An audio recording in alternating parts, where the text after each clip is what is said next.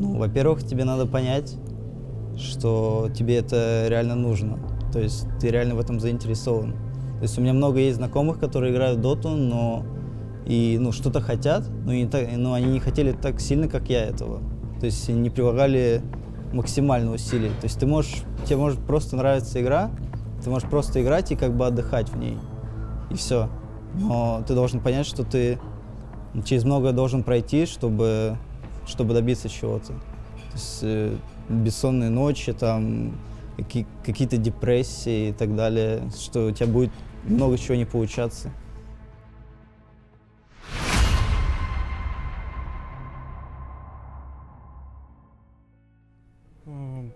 Детство шло, наверное, самым обычным путем.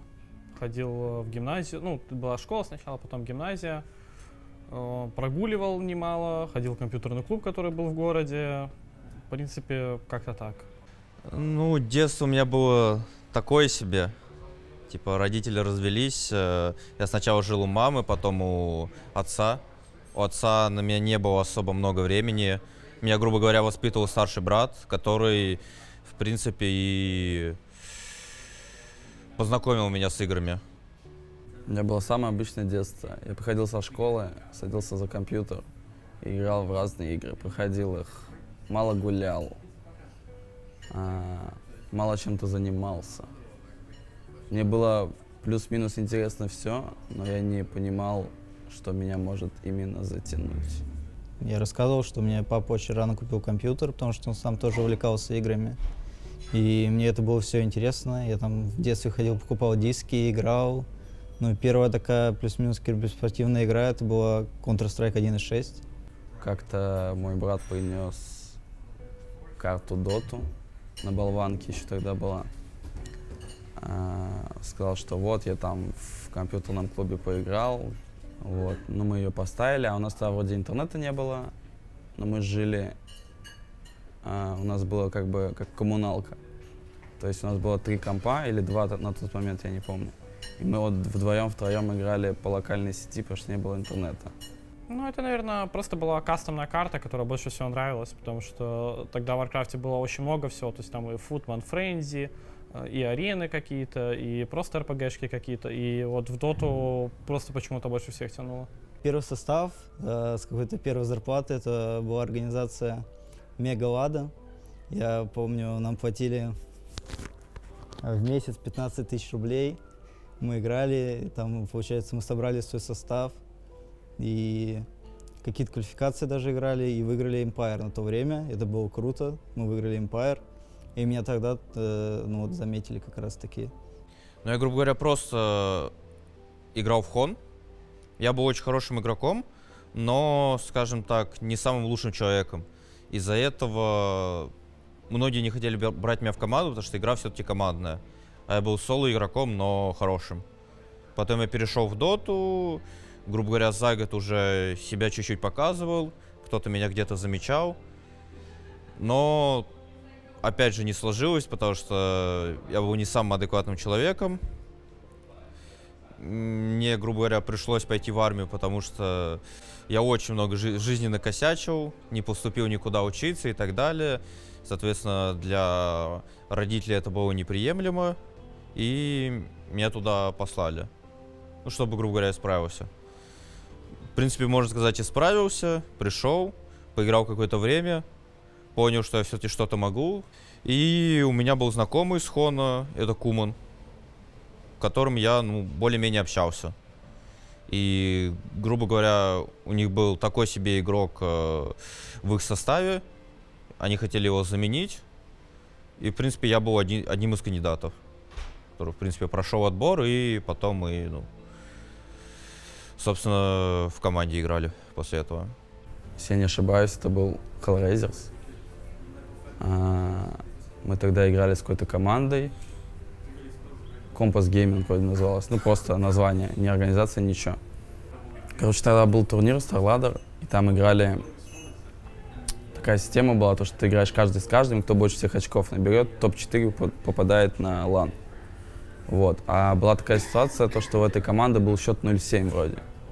Вот они меня позвали с ними играть. И после того, как мы с ними начали играть, мы 8-7 сыграли и попали на LAN в итоге. Вот, нас подписала организация Hellraisers. Тогда, ну, типа, тогда это все было так вообще на низком все уровне.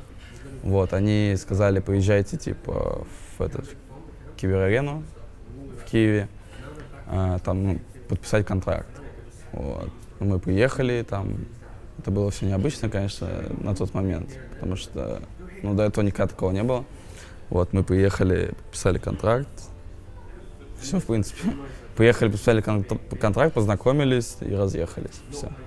Ну, тогда был, получается, в Беларуси, наверное, последний турнир, боюсь ошибиться, но, допустим, это был последний турнир, это прошел, по-моему, второй International как раз где-то в том периоде, и я вот уже купил ноутбук себе, с которого мог играть в Dota 2, но она дико лагала у меня.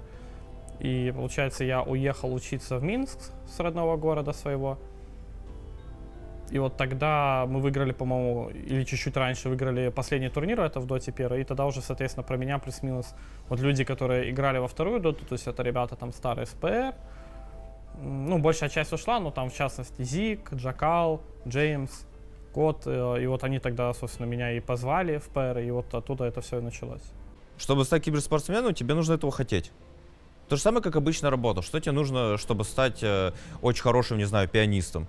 Тебе нужно много для этого работать. Тут то же самое. Ты очень много работаешь, тебя замечают, либо ты начинаешь там кому-то писать из своих друзей, из знакомых и так далее. Типа, возьмите, потестите меня. И, типа, но даже если ты этого не будешь делать, если ты прям очень хорошо играешь и нормально общаешься, тебя в любом случае заметят.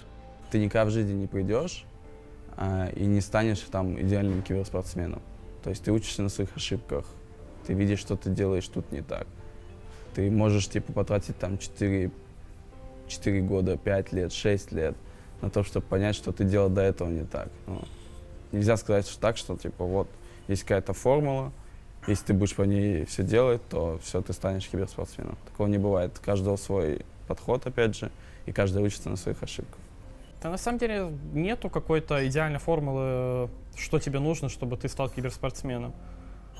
Есть простая вещь, тебе просто надо уметь играть, и неважно, какой ты человек, потому что, ну, много уже примеров, когда люди с плохими нравами играли в игру, и с хорошими и так далее. Здесь именно решает то, насколько хорошо ты играешь. А остальное все, оно будет банально приходить с опытом и временем. Всегда нужно быть готовым в начале к нереальным трудностям. Вот. И только пройдя их, ты чего-то добьешься. Киберспортсмен сталкивается, ну, с теми же сложностями, что сталкивается любой другой человек в любой другой сфере. То есть это общение в команде, это то, сколько тебе нужно работать для того, чтобы у тебя что-то получалось. Соответственно, где-то положительные эмоции, где-то отрицательные. Ну, то есть все то же самое, что в обычной жизни. Ну, ты должен каждый день справляться с стрессом. И я помню тоже, когда только вот играл в Испаде, и только начиналось, у меня были... Ну, я очень сильно нервничал до такого момента, что у меня аж руки тряслись, то, что перед важными играми. И я тоже работал с психологом, я там нашел психолога, и он мне там все пояснил, какие-то советы дал, и плюс-минус с этим я справился. Ну, большая проблема того, что очень трудно сделать какой-то график жизни. То есть у большинства киберспортсменов из-за того, что, ну, по факту мы очень много сидим за компьютером, у нас нет времени, чтобы пойти там за здоровьем последить и так далее, и это все в какой-то момент начинается снежным комом вот так катиться, и, соответственно, если ты где-то там со спиной проблемы пропустишь, там с кистями, естественно, бывают у людей проблемы, с глазами и так далее, это все может очень плачевно закончиться. И при этом всем у нас нету такого понятия, как отпуск или там уйти на 2 месяца и вернуться. То есть если ты уходишь, то тебя уже не факт, что вообще позовут обратно там, в ту же команду. И это вот, наверное, вот такая самая главная проблема и отличие от человека, который просто где-то работает. В один момент, ну, я не следил за своей физической формой, и сейчас на мне это отражается, то, что я не могу много сидеть за компьютером, мне всегда нужно делать какие-то физические упражнения. Вот, если я этого не буду делать, то я превращусь в мертвого игрока. Ну, готовым надо быть к отрицанию, что тебя могут не поддерживать родители, что тебе надо будет бороться между между двух берегов, учебой и вот игрой. И это очень трудно совмещать. И когда тебе придется выбрать все-таки, что тебе стоит делать. Ну, мало свободного времени вообще на что-то, потому что если ты мало уделяешь времени развитию в этой игре, то ты будешь позади далеко остальных.